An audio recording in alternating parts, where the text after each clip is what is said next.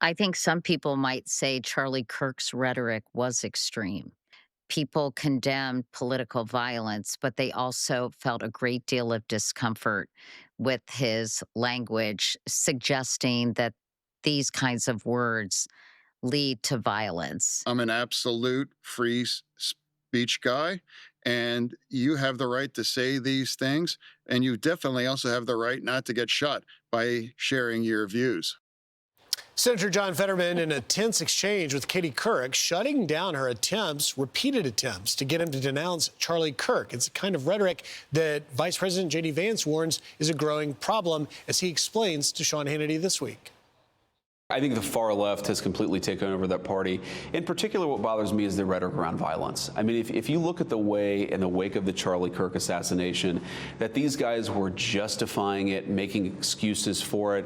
Most of them weren't explicitly endorsing it, but all of them would say, well, Charlie Kirk said some controversial things. I think fundamentally you end political violence in this country is you have leaders on both the left and the right who are willing to condemn it without any exception. And here to react, the host of My View on the Fox News channel, Lara Trump. How you doing, Lara?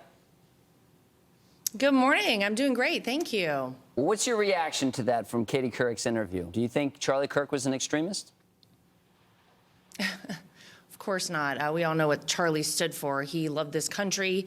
He stood for freedom of speech and allowing people to say whatever it is they wanted, especially those people with whom he disagreed. He wanted to hear from them and create more of that back and forth. That's what this country was founded upon. But, you know, when you look at something like this Katie Couric interview, Lucas, I kind of feel like, this is a person who once was pretty relevant, has lost a lot of that relevancy. And it seemed like in this interview, her attempt was to goad Senator Fetterman into somehow justifying Charlie's murder to get a gotcha moment with him for, I don't know, a ratings boost, some clicks on social media, and say that somehow because he might disagree with some of the things Charlie said, that murder was a justification. It's outrageous.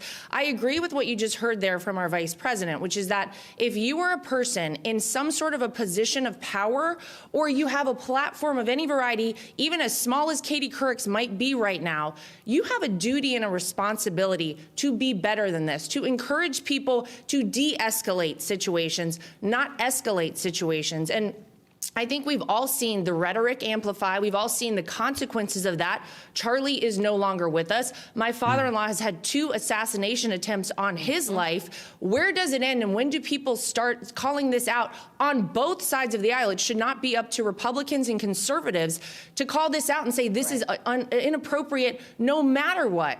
So, yeah, I thought this was really disgusting and disappointing, and Katie Couric, of all people, should be better than this. Yeah, it was very revealing. There was another moment in that interview that was really interesting where she tried to get him to talk about all the bad things that Republicans say about him.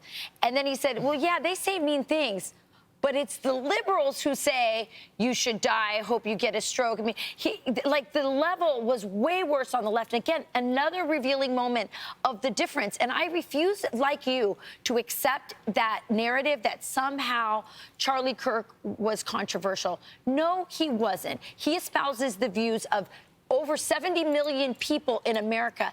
And I find it hard to believe that anyone said his point of view more compassionately than Charlie Kirk. I mean, he was so gentle in the way he said things and so inviting of debate.